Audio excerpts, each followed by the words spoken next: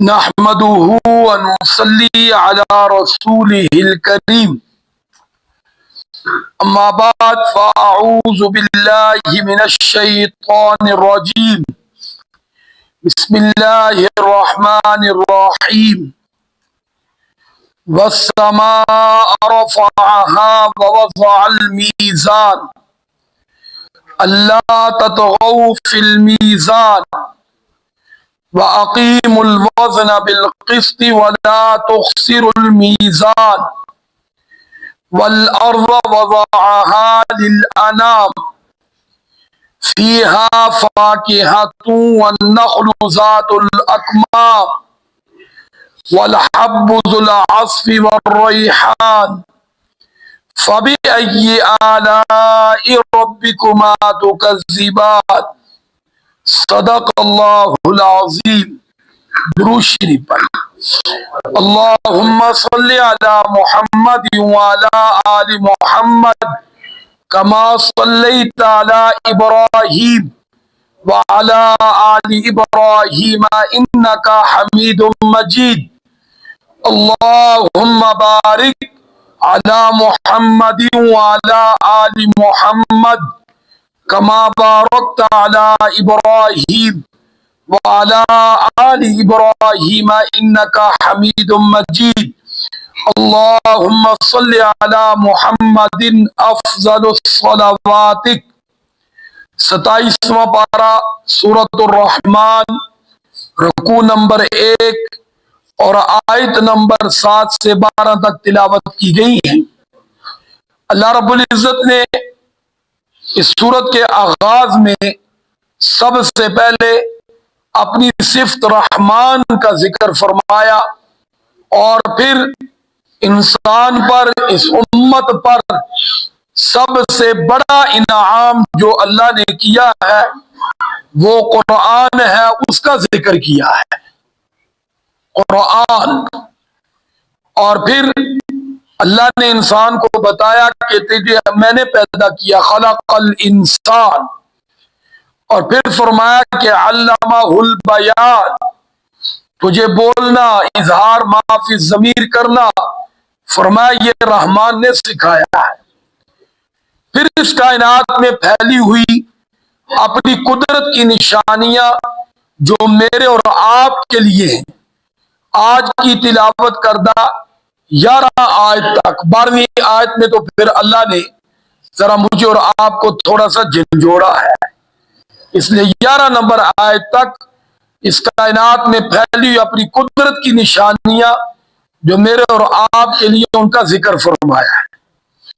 ہاں جی، فرمایا تھا کہ سورج اور چاند، فرمایا یہ بھی انسان کے لیے اس نظام کے اندر جکڑے ہوئے ہیں، یعنی انسان ان سے فائدہ اٹھا رہا ہے۔ پھر فرمایا اے انسان، جو تجھے اپنے سامنے سجدہ کرنے کا حکم دیا ہے وہ تو اکیلا نہیں، اس لیے نخرے نہ کرنا۔ جس اکیلا بیٹا ہونا کیا کرتا، بولو بھائی، اور 2-4 ہو تو کہتے ذرا انسان بن کے رہنا، ہاں جی، تو کلا نہیں، ایسا بھی ہوتا ہے۔ تو بہرحال فرمایا کہ اس کائنات کے اندر درخت اور بیلیں وہ بھی اللہ کو سجدہ کرتی، مجھے اور آپ کو شعور نہیں ہے ان کے سجدے کا، لیکن اللہ فرما رہے آمنا، ہمارا ایمان ہے، ہمارا کیا، بولو بھائی، بے شک۔ اور پھر فرمایا تھا کہ ہم نے آج کے سبق میں وَالسَّمَاءَ رَفَعَهَا، کہ یہ آسمان جیسا عظیم چھت بغیر پیلر اور ستون کے، اب دیکھو یہ درمیان میں پیلر ہے، مسجد کے چھت میں بڑی رکاوٹ ہے، کیا بولو بھائی، رکاوٹ ہے سب سیدھا کرنے میں اور بہت سی چیزوں میں، لیکن اللہ تعالیٰ اگر پیلر بناتا تو نظام کتنا گڑبڑ والا ہوتا۔ لیکن اتنے بڑے چھت کے نیچے کتنے پیلر ہوتے ہیں، ہمارے تصور سے زیادہ ہے۔ پھر یہ فضا میں یوں ہوا میں یہ جہاز نہ بھاگ رہے ہوتے، ہاں جی، آگے پیلر اور دھڑل، ہاں جی، ہے کوئی رکاوٹ، بولو بھائی، جدھر کو جدھر جائے، ہاں جی۔ تو یہ فرمایا کہ یہ آسمان کو بلند کیا ہے بغیر پیلروں کے، بغیر ستونوں کے، بغیر بیموں کے، بغیر کسی رکاوٹ کی.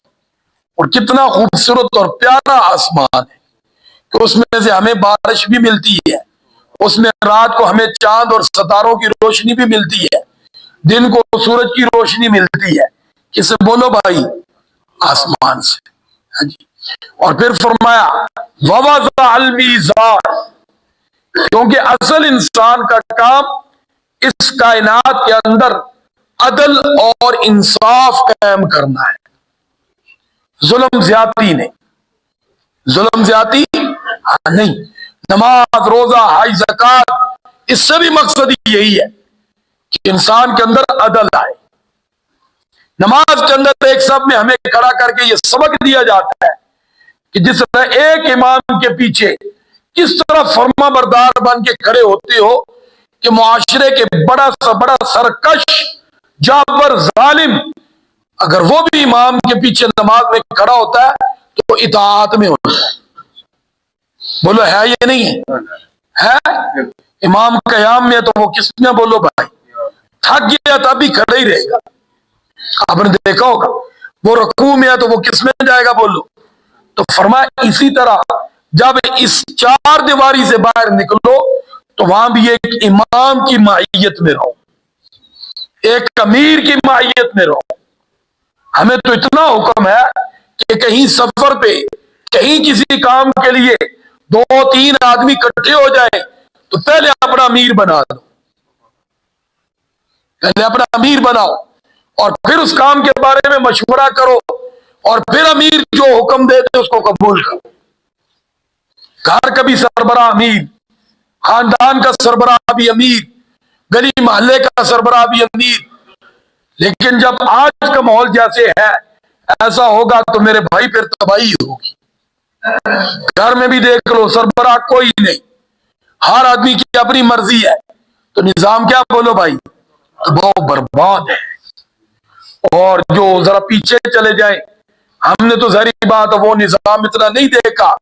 جن لوگوں نے اپنے بڑوں کی امارت میں وقت گزارا ہے وہ جانتے ہیں خاندان میں ایک بڑا ہوتا تھا، سارے اس سے پوچھ کے چلتے تھے تو خاندان جڑا ہوتا تھا ٹوٹا ہوتا تھا. سارے بتاؤ اب کیوں ٹوٹا ہوا ہے؟ بڑا کوئی، سارے ہی بڑے ہیں. اور اب صرف خاندان میں سارے بڑے نہیں، سارے گھر میں بھی بڑے ہیں.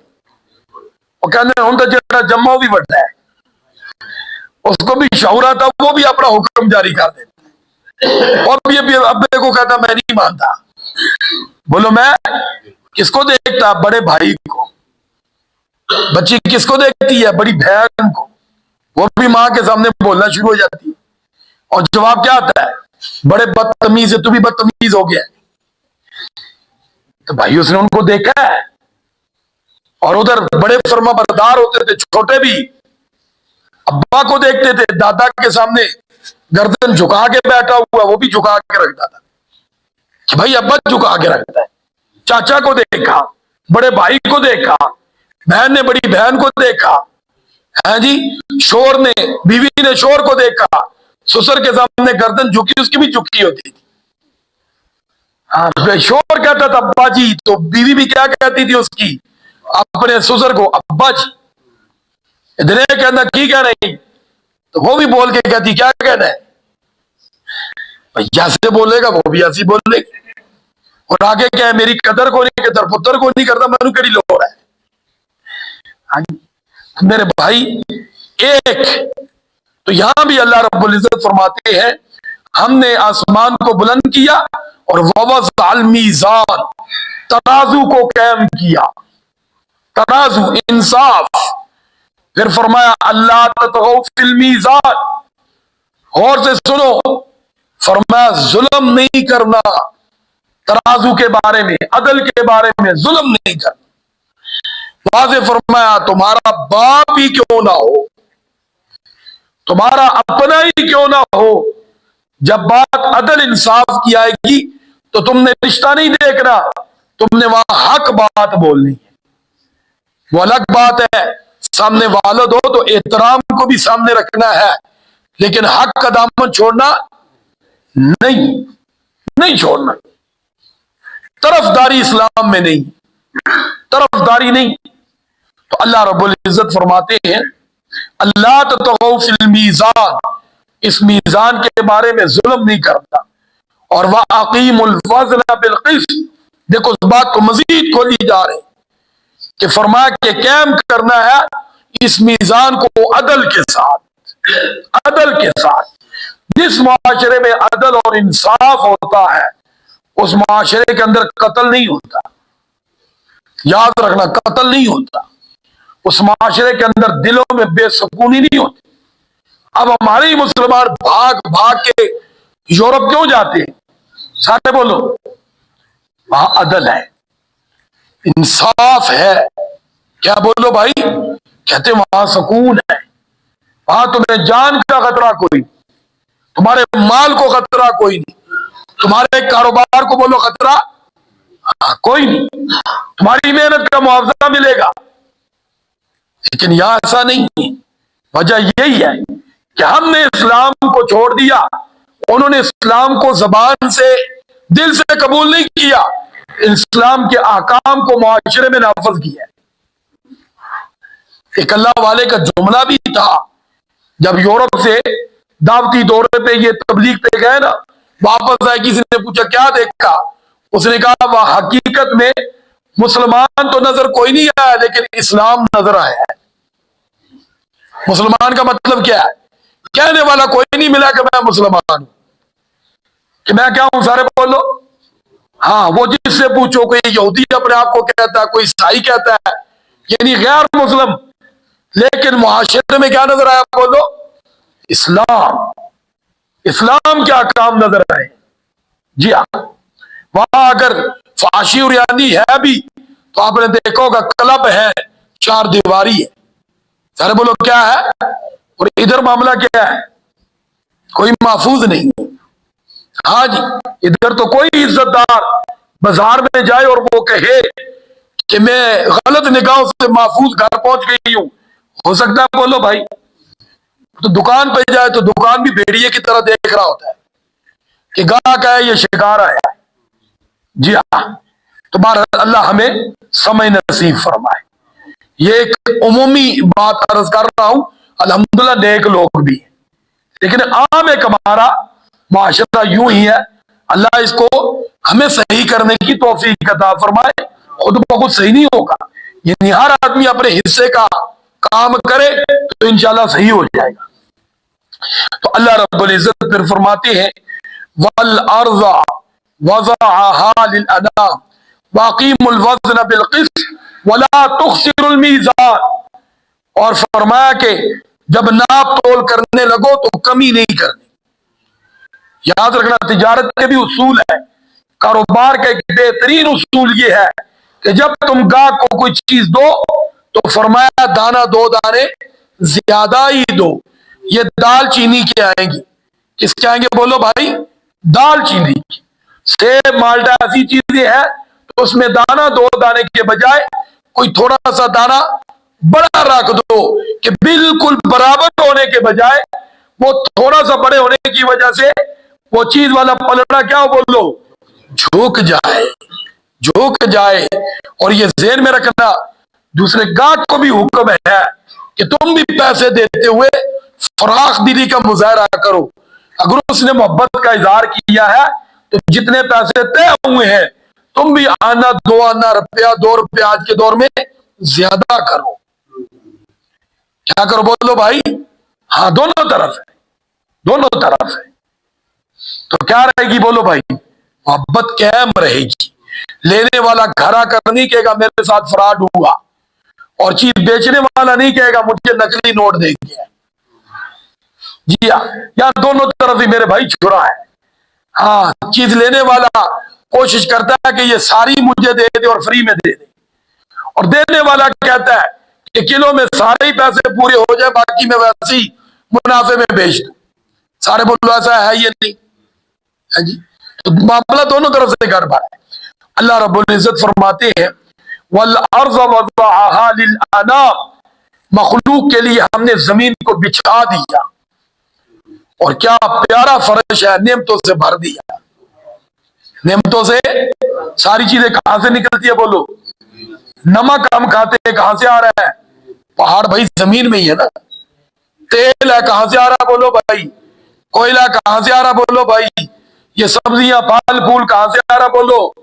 یہ جو گوشت کھاتے ہیں اس کی بھی پیدا ہونے کا سبب زمین سے ہی ہے. وہ گھاس بھوسا سب کہاں سے آ رہا بولو؟ اللہ تعالیٰ فرماتے ہیں کیسا پیارا خزانہ ہے، محل بھی تیرے زمین پر، تیرے کھانے کے سٹور بھی زمین میں، تیری سڑکیں بھی زمین پر، تیرے پانی کے کنویں بھی کہاں بولو بھائی؟ سبحان اللہ، کیسا پیارا فرش ہے بولو. ہم گھر میں فرش بچھائیں تو کوئی چیز زمین سے نکل سکتی ہے بولو؟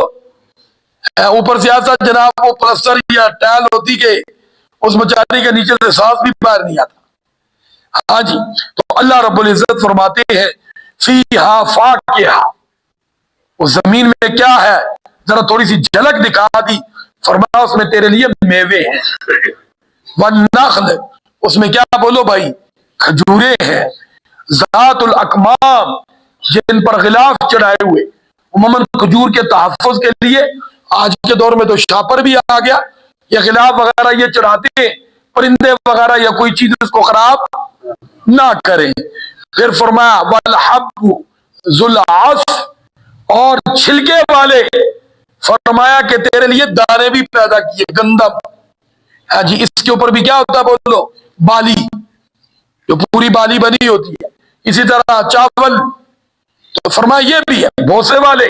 اب وہ بھی ضائع نہیں جاتا، وہ کن کے کام آتا بولو؟ پتہ ہے توڑی کس طرح ہے؟ کوئی ہے بھینس رکھا ہوئے؟ ہاں جی، تو بار ان سے پوچھو، یہ جو دودھ 250-300 پہ پہنچا ہوا توڑی کے کمال ہے، وہ مہنگی ہے. تو بہرحال اللہ رب العزت فرماتے ہیں والریحان، کتنے پیارے خوشبودار پھول. کس کے لیے بولو؟ ہمارے لیے. لیکن پھر پوچھا فَبِأَيِّ آلَاءِ رَبِّكُمَا تُكَذِّبَانِ، کیونکہ ہماری حالت اللہ معاف کرے الٹ ہے نا. تو یہ آیت اس حوالے سے ہے کہ تو کون کون سی نعمت کو جھٹلائے گا. ہاں جی، حالانکہ ویسے دیکھا جائے تو یہاں تو کس کس نعمت پر شکر ادا کرے گا، کس کس پر کیا کرے گا؟ تو تب ہوتا کہ جب ہماری کیفیت کون سی ہوتی؟ شکر والی. تو کیونکہ شکر والی ہے نہیں، ہماری عموماً کیفیت دوسری ہے. کون سی بولو بھائی؟ میرے کو کچھ نہیں، میرے کو کچھ نہیں، میں مر گیا. آج کے دور میں سن لو کہ ہر شخص کے زبان پر یہی جملہ ہوتا ہے، ہائے مر گیا، کچھ نہیں. تو یہاں بھی فرمایا میرے بندے تو میری کون کون سی نعمت کو جھٹلائے گا؟ میری نعمت اتنے ہیں، اگر تو جھٹلانا چاہے تو جھٹلا نہیں سکتا. تو یا اللہ ہم تیری کسی نعمت کو نہیں جھٹلاتے، ہم سے کوئی بھول ہو جائے تو معافی مانگتے ہیں. وآخر دعوانا ان الحمدللہ رب العالمین. درود شریف پڑھ اللہم صلی علی محمد وعلی آل محمد کما صلیت علی ابراہیم وعلی آل ابراہیم انکا حمید مجید. اللہم بارک علی محمد وعلی آل محمد کما بارکت علی ابراہیم وعلی آل ابراہیم انکا حمید مجید. لا الہ الا اللہ محمد رسول اللہ